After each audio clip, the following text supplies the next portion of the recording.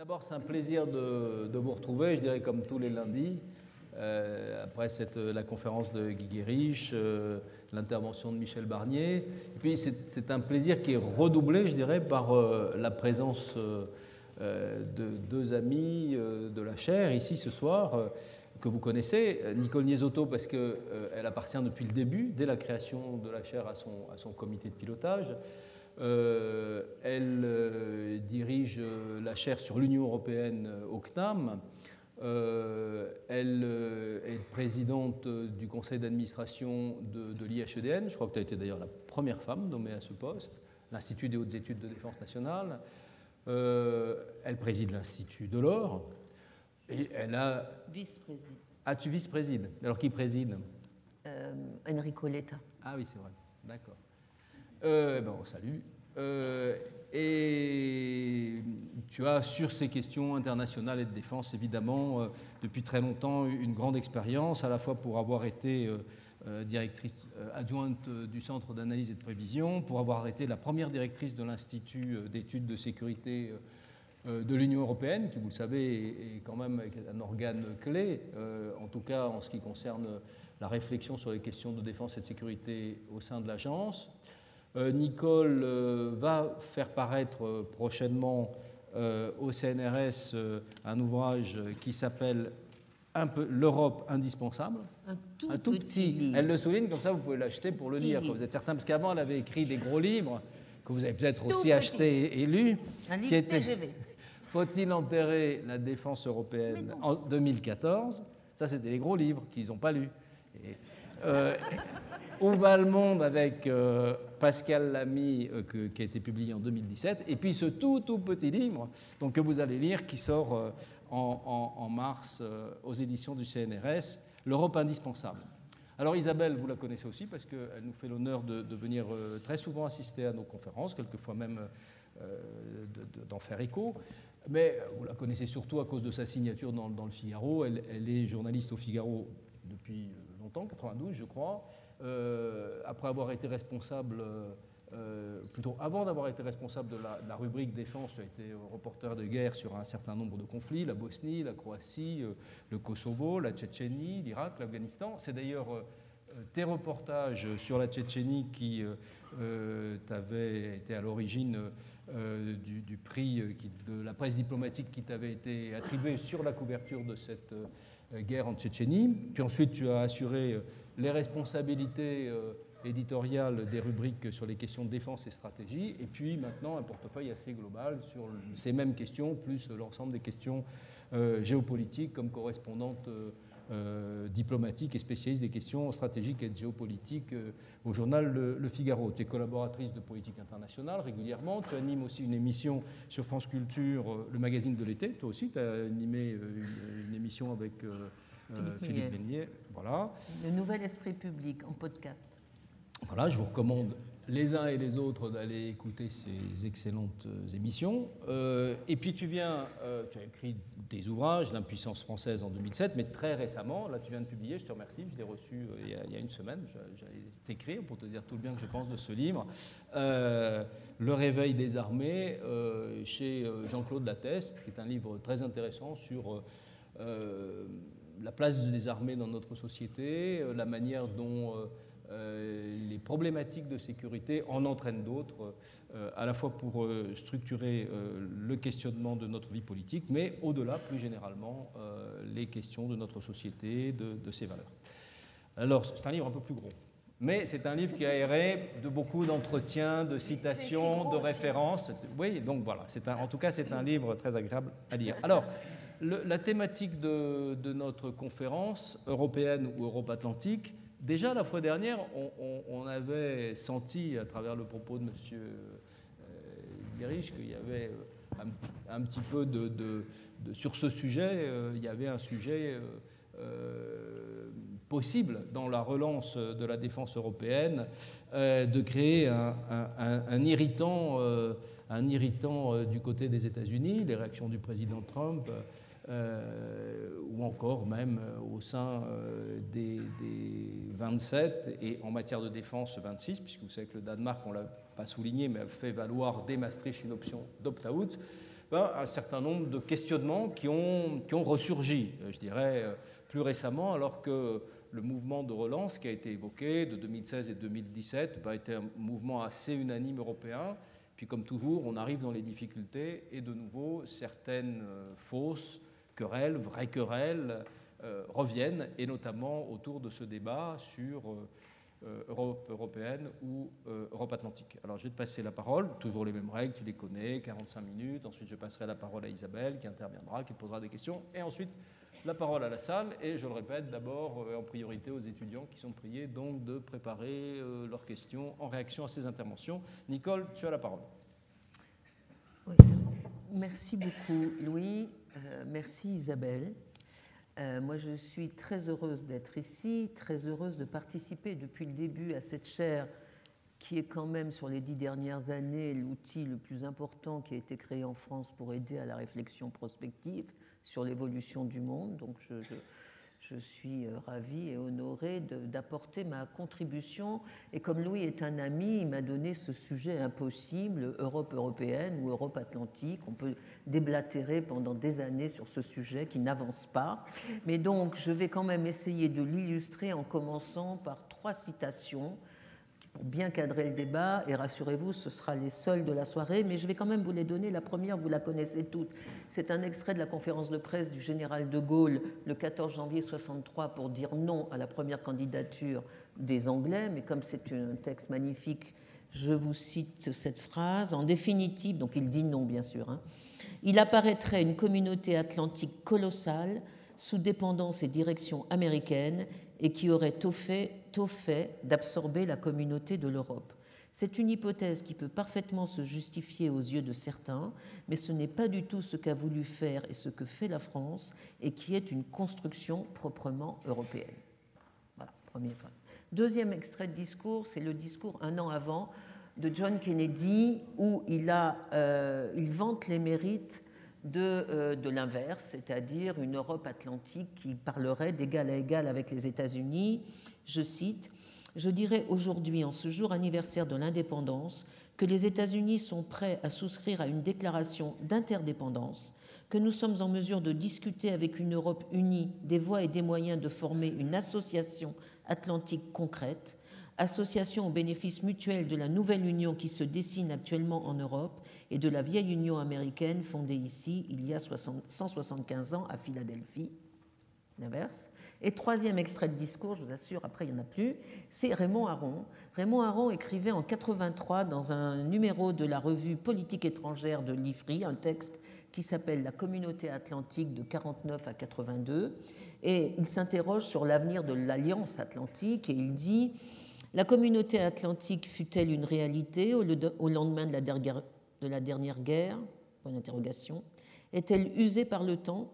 Menacée par l'éloignement progressif l'un de l'autre de l'ancien continent et du nouveau monde, le premier redevenu conscient de sa spécificité historique et le second lassé par son rôle impérial et incertain de sa mission. » C'est prémonitoire quand même, 83 le texte. Donc voilà, mon sujet, il est entre ces 3 déclarations et je me suis posé la question de comment l'aborder. Je pouvais l'aborder de façon extrêmement technocratique, les relations Union-OTAN, mais je me suis dit quand même que c'était le niveau le plus bas des pâquerettes stratégiques, alors je n'allais pas le faire, je ne vais pas du tout en parler.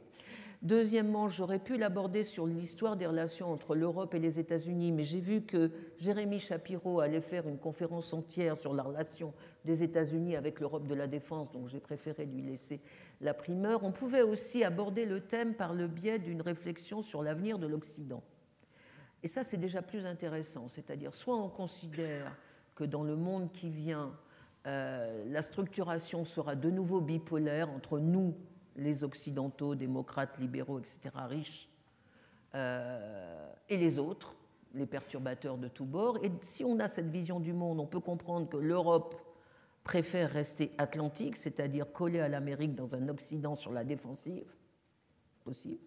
Soit on a une autre vision du monde, qui est plutôt la mienne, et qui est de dire que l'avenir de l'Occident sera d'être un parmi d'autres, et pas forcément le plus important ni le plus puissant, et que les Européens peuvent avoir des différences avec les Américains et qu'il faut construire une identité de l'Europe dans cet Occident et que l'avenir ne sera pas forcément un affrontement bipolaire entre les bons et les méchants. Et dans cette optique, on peut effectivement penser qu'une Europe européenne a une légitimité. Donc c'était déjà plus intéressant, mais je ne vais pas faire ça, même si je vais m'en servir à la fin.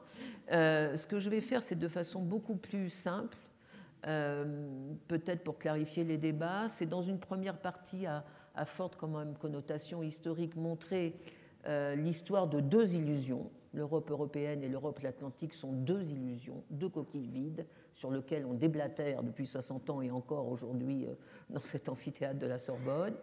Et dans une deuxième partie, plus centrée effectivement sur les nouvelles révolutions stratégiques depuis 2016, essayer de voir comment se pense aujourd'hui l'avenir de l'Europe stratégique et quels sont les scénarios possibles. Donc voilà, quelque chose de très simple, mais qui peut-être permettra de faire un petit tour de la question. Alors, première partie, histoire de deux illusions.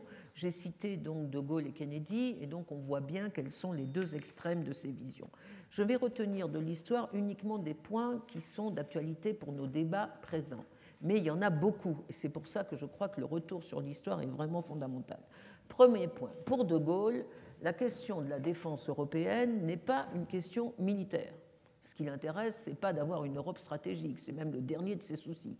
Ce qu'il veut, c'est une Europe politique, c'est-à-dire une Europe qui ait une capacité de décision autonome face à la capacité de décision américaine, de façon à ne pas être obligé toujours de suivre les décisions américaines. Autrement dit, le projet de De Gaulle d'une Europe politique, d'une Europe souveraine, c'est un projet politique, ça n'est pas du tout une question militaire.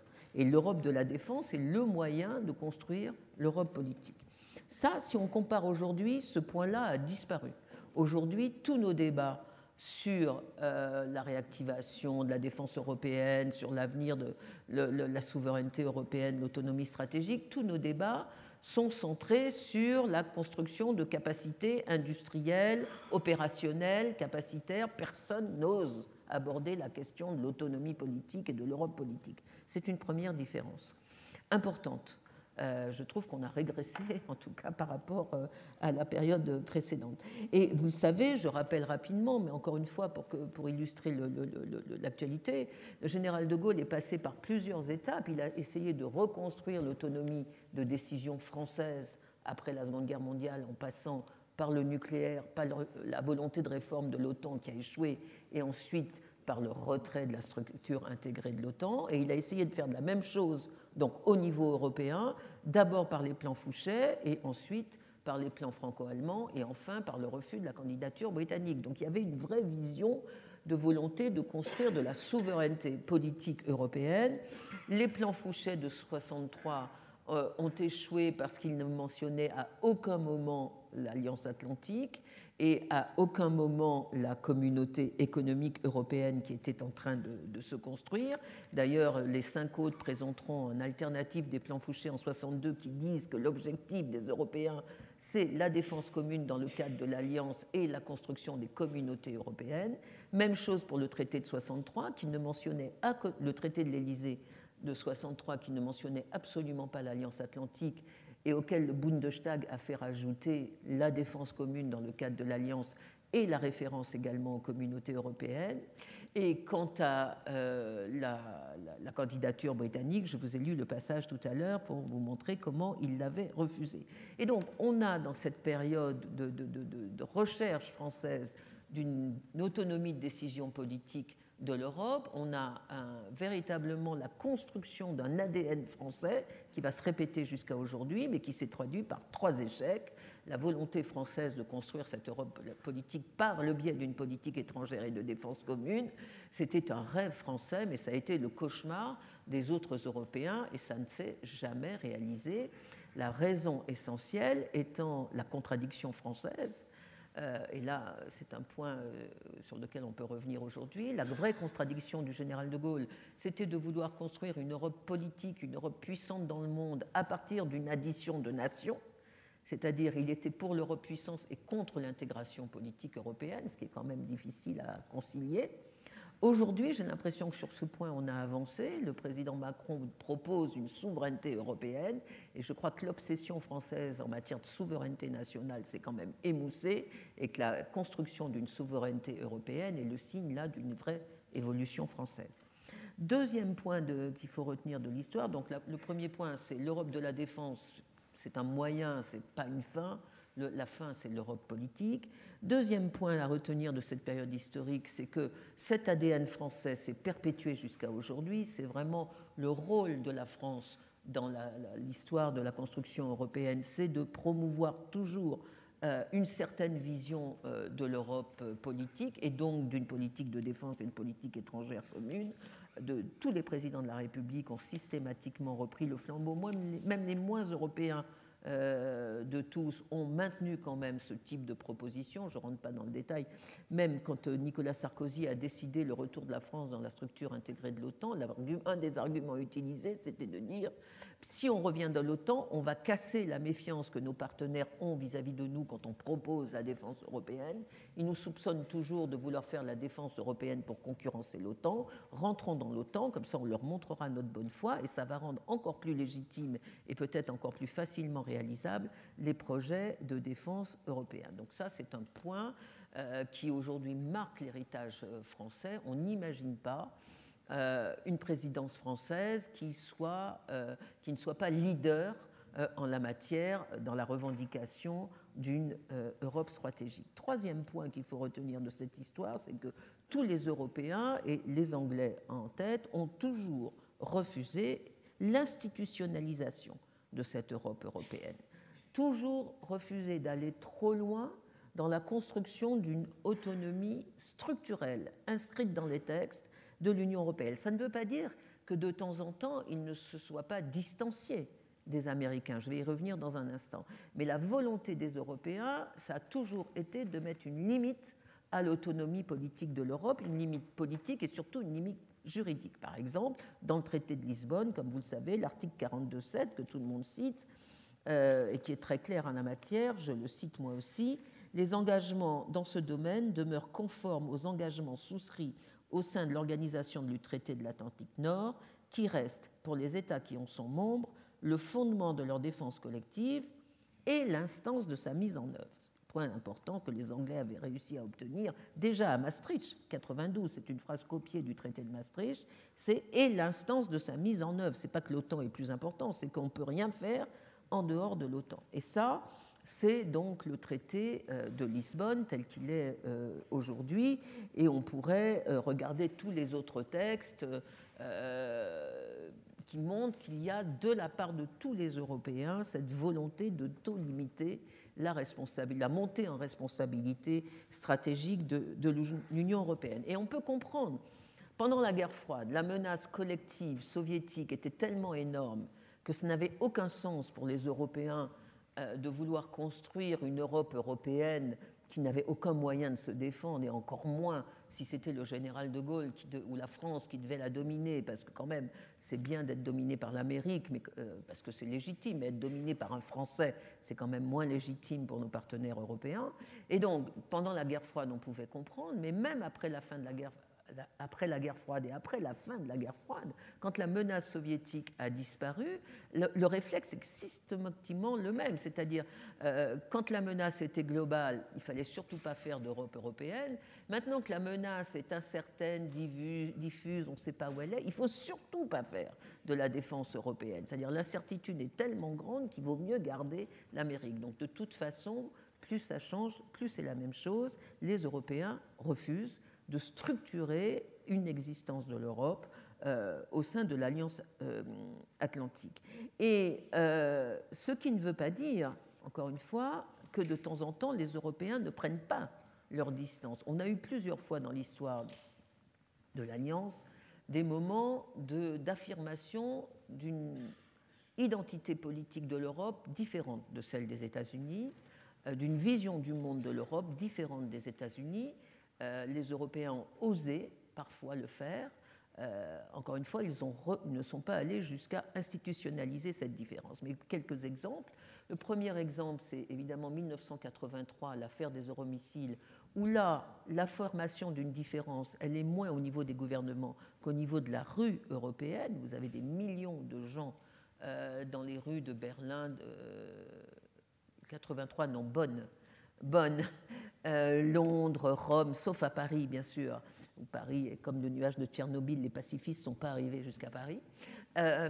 Mais donc une rue européenne qui conteste fortement, qui a une vision du monde totalement différente de la vision gouvernementale atlantique. Deuxième exemple de divorce, c'est bien sûr la guerre en Irak de 2003, mais là, ce n'est pas un divorce euro-américain, c'est un divorce atlantique et européen. Les Européens, entre eux, sont très divisés sur la conduite de la guerre en Irak. Mais autre exemple en 2003, et ça c'est un exemple qu'on oublie souvent parce qu'il est peut-être trop dangereux. En 2003, en août 2003, c'est-à-dire en plein divorce, en pleine bataille franco-britannique sur la tenue de la guerre en Irak, les Européens écrivent, sous la plume de Javier Solana, une stratégie de sécurité, stratégie européenne de sécurité, qui est en tout point différente de la stratégie américaine telle que la National Security Strategy l'avait publiée au début de l'année. C'est-à-dire, c'est une affirmation d'une Europe européenne contre la vision américaine du monde qui est absolument extraordinaire, qui est écrite dans le texte. Rapidement, les Européens disent qu'il n'y a rien d'autre que le multilatéralisme au moment où les Américains, Bush II, prônent les vertus de l'unilatéralisme américain. Deuxièmement, les Européens disent que le cœur de la sécurité internationale reste le conflit israélo-palestinien. Pour eux, c'est l'essentiel de la sécurité, alors que les Américains sont en train de monter et de faire monter la prolifération nucléaire et le terrorisme comme les seules menaces stratégiques communes.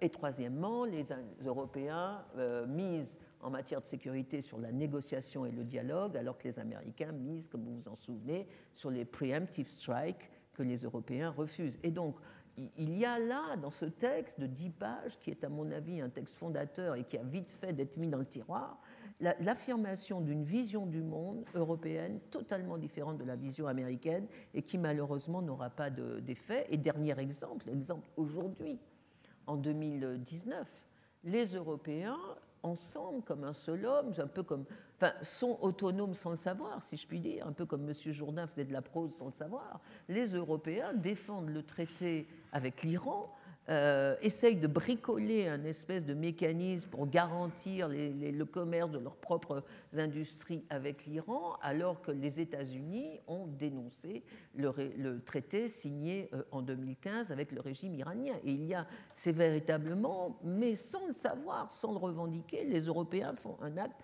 de résistance politique et stratégique qui me paraît tout à fait extraordinaire. Je suis étonnée que cela tienne, mais j'espère que cela va tenir. Et donc, ça, c'est le premier point. L'Europe européenne, elle n'existe pas. Quand elle existe, c'est de façon occasionnelle. Elle existe dans un rêve français qui n'a jamais vu le jour, qui était un cauchemar pour les autres. Elle existe de temps en temps, selon les accidents de l'histoire, 4 fois dans l'histoire des relations transatlantiques, mais elle ne s'est jamais incarnée, institutionnalisée dans une structure pour parler d'égal à égal avec les Américains. Et de l'autre côté, deuxième illusion, l'Europe atlantique. Alors ça, c'est une illusion encore plus grande que l'Europe européenne, parce qu'évidemment, on a tous l'impression que les Européens sont complètement loyaux à l'Alliance, convaincus qu'il n'y a que l'Alliance avec l'Alliance et qu'en dehors, point de salut, c'est vrai.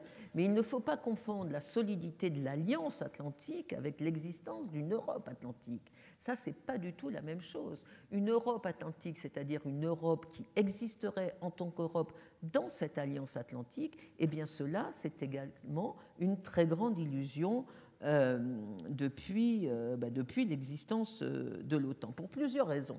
Cette Europe atlantique n'existe pas dans l'OTAN pour plusieurs raisons. La première raison, c'est le trouble fait français. Je n'y reviens pas, mais enfin, après De Gaulle, tous les présidents de la République ont fait en sorte de casser l'irénisme atlantique, on s'embrasse tout, Folleville, etc., etc. Les Français ont toujours été la petite bête qui casse l'harmonie, donc ça a été le cas sous Joubert, ensuite Chirac, 96, etc., etc. Donc c'est une première raison qui cassait l'harmonie atlantique. La deuxième raison, c'est que l'OTAN en tant que telle, en tant qu'institution, l'OTAN est une machine qui ne reconnaît que des nations. Et donc l'OTAN est une machine à dissoudre l'entité politique européenne. L'OTAN reconnaît des nations européennes, une addition de nations indépendantes. L'OTAN a tout fait systématiquement pour empêcher la constitution d'un pôle européen, d'un pilier européen au sein de l'OTAN. Alors, il y a énormément d'exemples historiques. Quand j'écrirai mon papier, j'en donnerai. Mais par exemple, l'affaire du pilier européen de l'OTAN, qui est une très vieille affaire, mais que les Britanniques ont soulevé dans les années 90. John Major disait toujours à Mitterrand « Ah, mais l'UE, c'est formidable, on va en faire le pilier européen de l'OTAN ». Et j'ai retrouvé une citation du président de la République dans le livre de Bozo sur la fin de la guerre froide, sur les relations transatlantiques.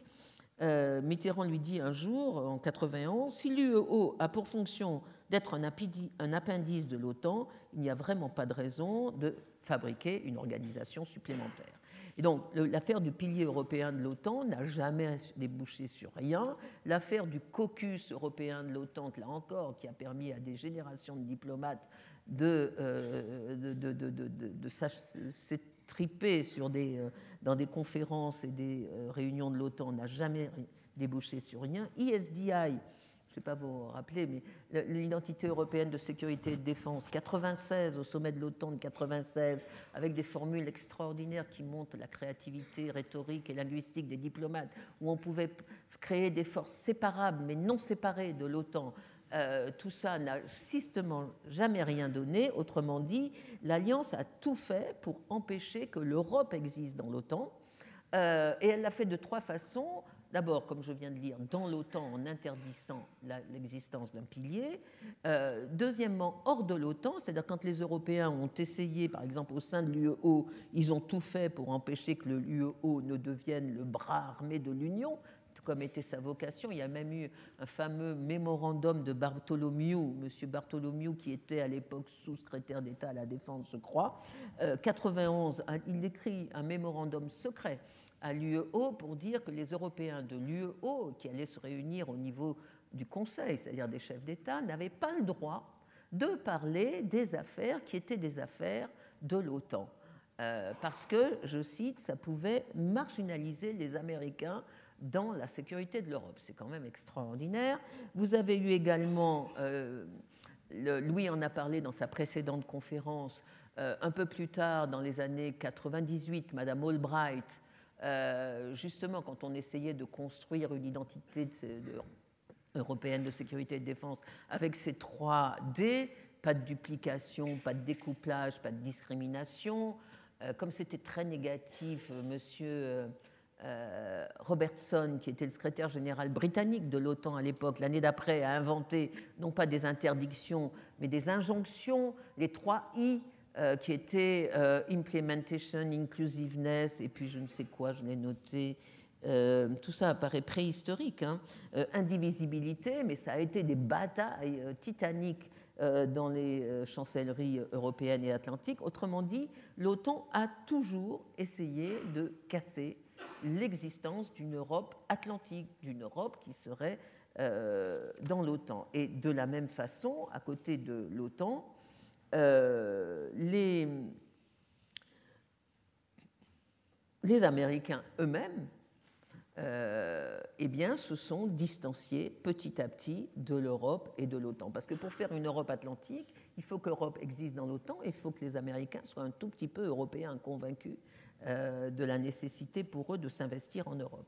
Et parallèlement à ce refus de l'OTAN d'institutionnaliser l'Europe, dans l'OTAN, les Américains, historiquement, ont fait un chemin qui les a amenés jusqu'à aujourd'hui à prendre de plus en plus de distance, à revendiquer de plus en plus de marge de manœuvre vis-à-vis de l'Alliance Atlantique. Donc Bush II, en 2003, quand il a dit la coalition, quand il a vanté les mérites de la coalition de volonté, Coalition of the Willing, par rapport à l'Alliance Atlantique, Obama, quand il a dit aux Européens, maintenant, vous savez, c'est le pivot asiatique qui compte, l'Europe, bon, on verra. Et évidemment, Donald Trump aujourd'hui, qui est le premier président anti-allemand et anti-européen de l'histoire de l'après-guerre des États-Unis. Et je crois que l'anti-germanisme de Donald Trump est plus fort que sa réticence à l'égard de l'intégration européenne. Autrement dit, quand on regarde l'histoire de ces 60 dernières années, Europe européenne ou Europe atlantique, c'est quand même un couple assez paradoxal, parce que c'est le couple qui a suscité le plus de débats, le plus de disputes, le plus de négociations, le plus d'ingénierie diplomatique entre les Européens et les Américains pour trouver des compromis, des phrases qui ne veulent rien dire, mais qui finissent par satisfaire un peu tout le monde. Et en même temps, c'est un couple qui repose sur deux coquilles vides. L'Europe européenne n'a jamais existé ailleurs que dans l'obsession française, et l'Europe atlantique n'a jamais existé non plus, ce qui est plus étonnant, ce qui est moins connu, mais ce qui me paraît plus évident, n'a jamais existé parce que l'OTAN n'en voulait pas, et parce que les Américains se sont de plus en plus distanciés de la communauté atlantique sur laquelle Raymond Aron s'interrogeait en 1983. Et donc, voilà pour cette première partie. Qu'est-ce qu'on fait aujourd'hui, maintenant, en 2019, avec ces deux illusions qui continuent de fonder un débat politique, stratégique, majeur entre les Européens eux-mêmes et puis entre les Européens et les Américains?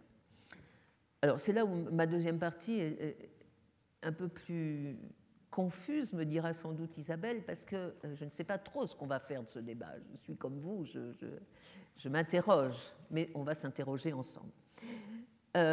Premièrement, donc 2016, je ne reviens pas là-dessus, c'est une date un peu, c'est un tournant quand même un peu fondateur dans l'histoire de l'Europe, dans l'histoire de l'OTAN, dans l'histoire des relations entre l'Europe et les États-Unis, parce que vous avez tout d'un coup, entre juin et novembre 2016, une double crise chez les anglo-saxons. Le général de Gaulle disait les anglo-saxons d'un côté et les germains de l'autre. Donc je reprends les termes. Une double crise chez les anglo-saxons, une crise de solidarité politique chez les Anglais qui décident de sortir de l'Union européenne, et une crise de solidarité stratégique avec les Américains, puisque Donald Trump n'a pas comme slogan Occident First, il n'y a même pas comme slogan Alliance First, il a comme slogan America First, qui est une rupture quand même au niveau médiatique de ce qui a été la solidarité atlantique des États-Unis depuis toujours. Et donc, c'est une espèce de double choc chez les Européens qui commencent à s'interroger sur l'avenir et la solidité de leur sécurité après 2016. Et vous connaissez, bien sûr, les décisions qui vont être prises, notamment la relance de la défense européenne, avec 3 décisions sur lesquelles je reviendrai tout à l'heure, qui sont la coopération structurée permanente, l'initiative européenne d'intervention et le Fonds européen de défense. Et surtout, ces 3 décisions, et puis surtout, quelque chose qui devient une espèce de manie de langage, une espèce de critère à la mode, c'est l'apparition partout, dans tous les textes officiels de l'Union européenne, que ce soit les textes des chefs d'État, du Conseil européen ou la stratégie de sécurité de Mme Mogherini, d'un mot qui était tabou jusque-là parce que les Anglais mettaient leur veto et qui devient maintenant la tarte à la crème de tous les textes stratégiques européens, c'est le concept d'autonomie stratégique. Et il y a une étude du GRIP, qui est un groupe de recherche interdépendant sur la paix belge, qui est sortie l'année dernière et qui compte les occurrences de ce terme autonomie stratégique dans les textes européens. C'est assez intéressant, mais en tout cas, dans la stratégie de sécurité de Mme Mogherini, il y a au moins 5 fois la revendication d'une autonomie stratégique de l'Europe. Et donc, grande surprise, en tout cas de ma part, la première fois que je l'ai lu, la deuxième, la troisième, je me suis dit, mais que se passe-t-il? Est-ce que les Européens sont, à cause du Brexit, à cause de l'incertitude quant à l'évolution américaine, désormais convaincus qu'il faille construire une autonomie stratégique européenne? Que se passe-t-il? Pourquoi? Est-ce que, première raison, on aurait pu dire, est-ce que c'est parce que les Français, et notamment Emmanuel Macron, a réussi à retourner le vent de l'histoire et à convaincre enfin, finalement, au bout de 70 ans d'opiniâtreté française, à convaincre les Européens qu'il fallait construire une autonomie politique de l'Europe. Je ne crois pas. Je ne crois pas qu'il faille en attribuer le mérite à notre diplomatie, aussi excellente soit-elle. Deuxième raison, donc pourquoi les Européens se convertissent comme ça à l'autonomie stratégique alors que ce terme était vraiment tabou depuis 92, depuis Maastricht, c'est tout simplement parce que l'Europe a peur. L'Europe a peur parce qu'elle voit les trois fondements de sa sécurité, le multilatéralisme, la communauté occidentale et le leadership américain qui se diluent pratiquement en même temps. Le multilatéralisme est complètement en crise, et d'ailleurs parce que l'Amérique commence à dénoncer le multilatéralisme. L'Occident rétrécit dans la mondialisation. Nous ne sommes plus que 8% de la population mondiale.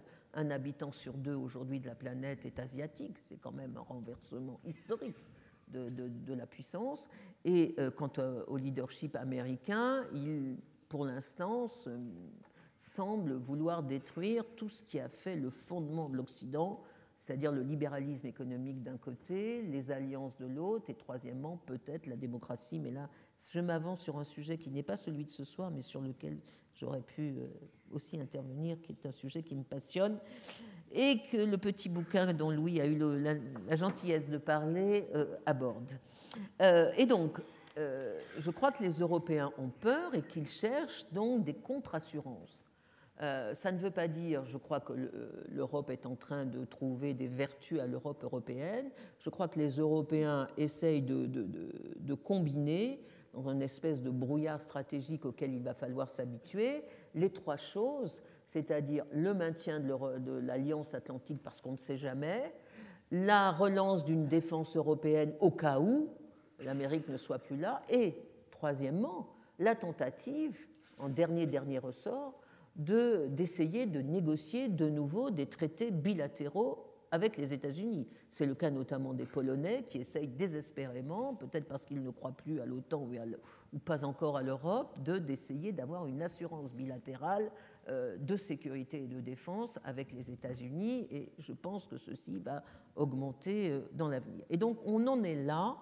La relance de la défense européenne, donc en 2016, l'apparition de ce concept d'autonomie stratégique partout n'est pas le signe, à mon avis, de la naissance d'une Europe européenne, c'est le signe d'une angoisse, d'une inquiétude des Européens quant à l'évolution des conditions de leur sécurité. Alors, comme je vois que le temps passe, tu m'as dit 45 minutes, hein, il me reste, donc, oh ça va, il me reste 20 minutes à peu près. Mais je vais... Oui, je vais quand même revenir un moment sur cette notion d'autonomie stratégique.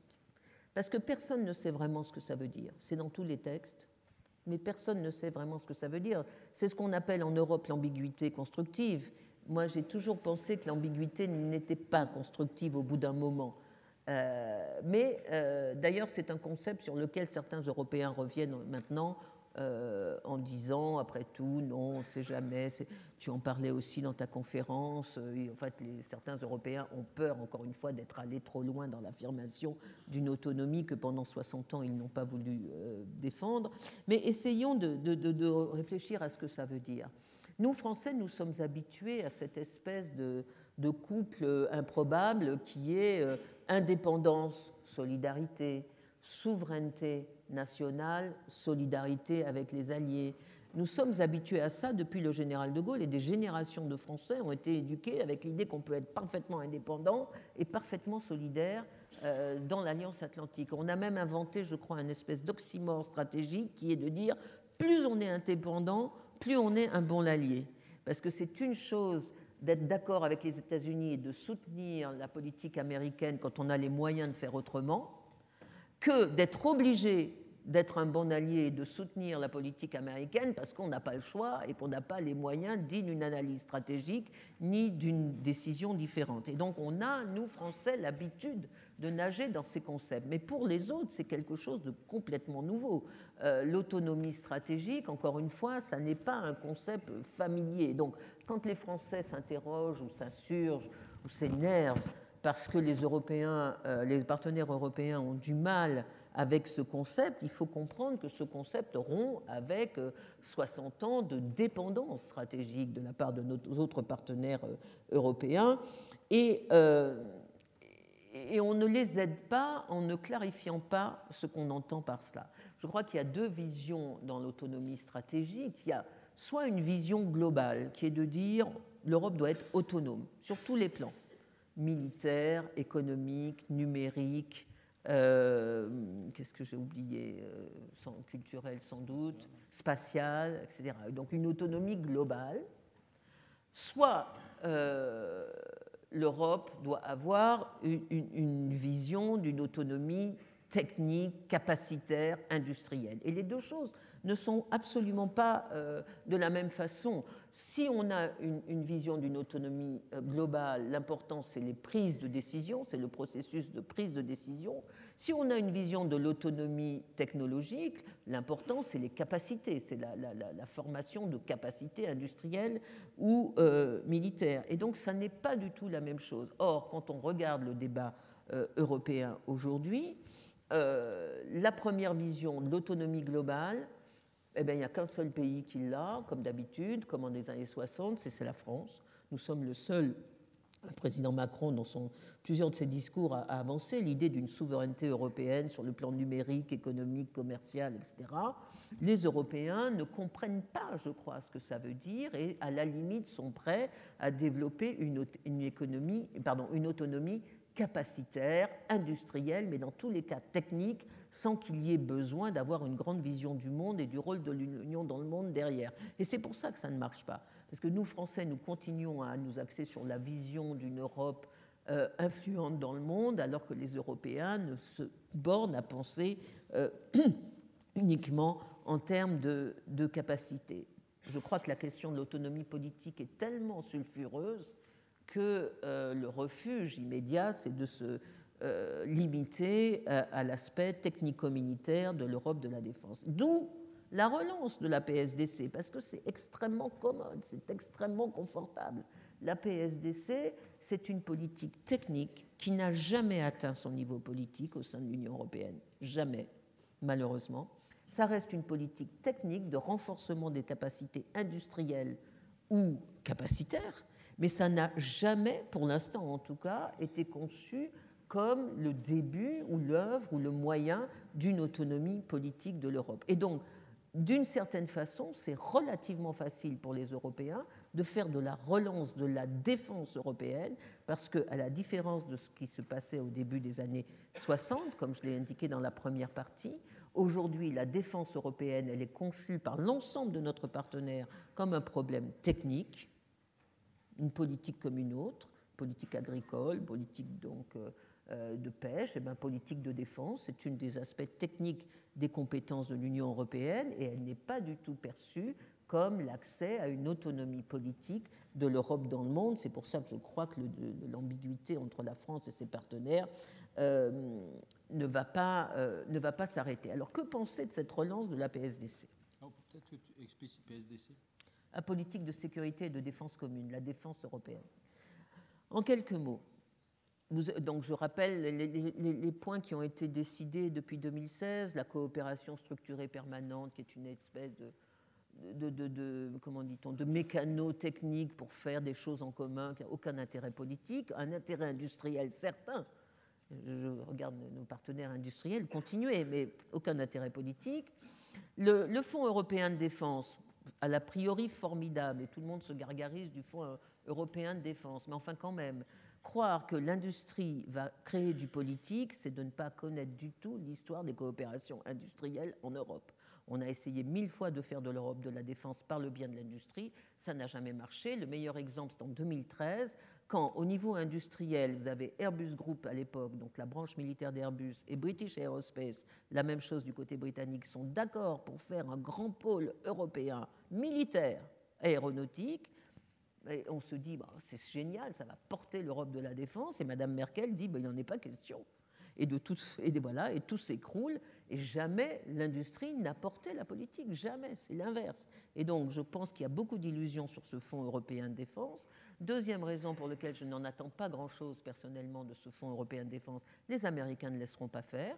On a déjà vu, je vous cite, l'ambassadrice américaine à l'OTAN, Kay Hutchinson, en février 2018, dire, je cite, « Le Fonds européen de défense ne doit pas devenir un outil protectionniste pour l'UE », c'est quand même extraordinaire, de la part des États-Unis, on rêve. Et quant au secrétaire général de l'OTAN, qui est quand même un Européen, enfin un Norvégien, mais qui est quand même un Européen, même déclaration, il ne faut surtout pas... Alors, il doit s'agir d'un complément et non pas de remplacer l'OTAN. L'UE ne doit pas se substituer à ce que fait l'OTAN. Il n'est pas question d'avoir une liste de besoins en capacité pour l'OTAN et une autre pour l'Union. Il n'est pas question de dédoubler. Il faut éviter de créer de nouvelles barrières au sein de l'OTAN, etc., etc., etc. Donc les Américains ne laissent, si jamais il y avait un sens politique au Fonds européen de défense, c'est-à-dire à la construction d'un marché d'Europe de la défense, les Américains ne laisseraient pas faire. Quant à la Commission, est-ce qu'elle résisterait? Moi, j'ai des plus grands doutes. D'abord, la Commission n'a aucune vision politique ni stratégique du monde, ce n'est pas son métier ni sa formation. Et surtout, quand on voit comment la Commission a géré l'affaire Siemens-Alstom, on se dit, la Commission adore la concurrence, et donc en matière de marché de l'armement, elle va ouvrir au marché américain, puisque ça c'est de la vraie concurrence libre et non faussée, etc. Donc moi je ne crois pas un moment à la capacité de la Commission d'imposer une préférence européenne en matière d'armement. Déjà certains États membres n'en veulent pas, mais la Commission ne jouera pas le jeu des Européens sur cette affaire. Autrement dit, vous avez compris que mon bilan sur les dernières avancées en matière d'Europe de la défense dont tout le monde se targue en disant ça y est, c'est historique, les Européens vont mettre 20 milliards d'euros dans la défense pour créer un marché européen de la défense, c'est très bien, mais ça ne créera aucune Europe politique, aucune Europe européenne, aucune implication en matière de responsabilité stratégique de l'Europe. La seule possibilité pour l'Europe d'être européenne en matière stratégique, c'est de vouloir l'être. Encore une fois, on arrive toujours à la même chose, que la volonté politique des Européens est la condition d'existence d'une Europe politique. Ça n'est pas la défense ou l'industrie qui peut l'apporter. Alors, conclusion, qu'est-ce qu'on peut attendre comme scénario à l'avenir? Moi, je vois 3 scénarios. Le premier qui est un scénario du pire et qui est assez probable, c'est-à-dire à force d'ambiguïté soi-disant constructive, mais qui en fait empêche tout le monde de réfléchir, à force de croire que le monde va nous attendre, eh bien, il n'y aura ni Europe ni alliance. On va se retrouver, c'est un scénario qui n'est pas le plus probable, mais qui n'est pas improbable, dans une situation stratégique où la défense européenne n'existera pas vraiment pour assurer la sécurité de l'Europe, et l'OTAN n'existera plus vraiment si les Américains décident de se retirer plus ou moins, d'être dans une ambiguïté de plus en plus grande par rapport à l'article 5. Ça, c'est le pire des situations pour l'Europe, c'est d'être nue, de ne pas encore avoir sa défense européenne et de ne plus avoir la garantie américaine.